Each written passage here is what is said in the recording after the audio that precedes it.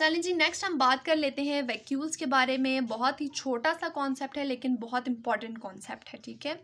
I hope so कि आपको ये समझ में आ जाए। देखें, अब अगर आपके घर में वाटर टैंक या स्टोर रूम ना हो तो क्या होगा, ठीक है। यही मसला सेल के साथ भी है कि सेल को भी एक स्टोर रूम चाहिए, उसको भी एक वाटर टैंक चाहिए, ठीक है। Vacuoles act as a store room और water tank for the cell, ठीक है। आज हम बात करेंगे वैक्यूल्स के बारे में। वैक्यूल्स का जो स्ट्रक्चर होता है, वैक्यूल्स स्फेरिकल इन स्ट्रक्चर होते हैं, थोड़ा राउंडेड सेन का स्ट्रक्चर होता है, ठीक है। और ये सिंगल मेम्ब्रेन बाउंडेड ऑर्गेनेल्स होती हैं।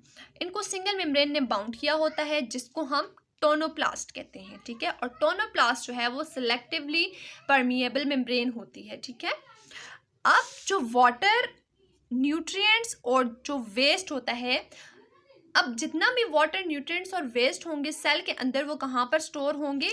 That are stored in vacuole, वो वैक्यूल के अंदर स्टोर होंगे। इसीलिए हम कहते हैं कि vacuole act as a store room, और इसके अंदर मटेरियल की जितनी भी ट्रांसपोर्ट होगी that will be active transport, के एक्टिव ट्रांसपोर्ट के थ्रू मटेरियल इनके अंदर मूव करेगा बाय यूजिंग एटीपी, ठीक है। एटीपी को यूज़ करते हुए मटेरियल मूव करेगा।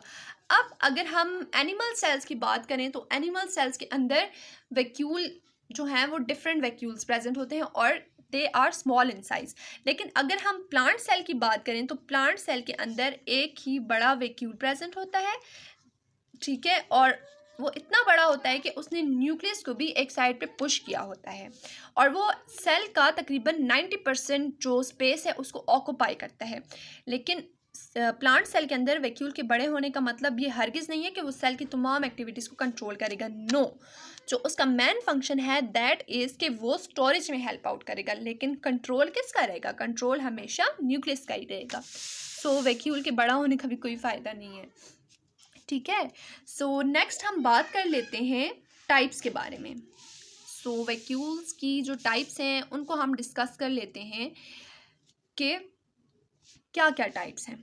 फर्स्ट वन आपके पास आ जाती है कॉन्ट्रैक्टाइल वैक्यूल, और कॉन्ट्रैक्टाइल वैक्यूल जो है वो प्रेजेंट होता है प्रोटिस्ट के अंदर। फॉर एग्जांपल अमीबा हो गया, पैरामीशियम हो गया। अब इनका हैबिटेट क्या है? एक्वेटिक हैबिटेट है। ये ऐसे एनवायरनमेंट में रह रहे हैं जहाँ पर इनकी सराउंडिंग्स में सारा पानी ही पानी है। They require such an organelle, they require such an apparatus, और यू कैन से कि इनको एक ऐसी चीज़ चाहिए जो उनका वाटर लेवल मेंटेन करने में हेल्प आउट करे।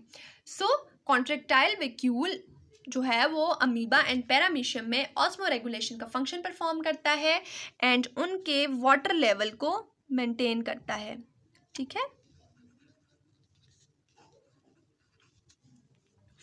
अब नेक्स्ट अगर हम बात करते हैं फूड वैक्यूल की, फूड वैक्यूल एनिमल्स के अंदर प्रेजेंट होता है, ठीक है। एनिमल सेल के अंदर ये फूड को स्टोर करता है और इसको हम mobile stomach of the cell भी कहते हैं, ठीक है।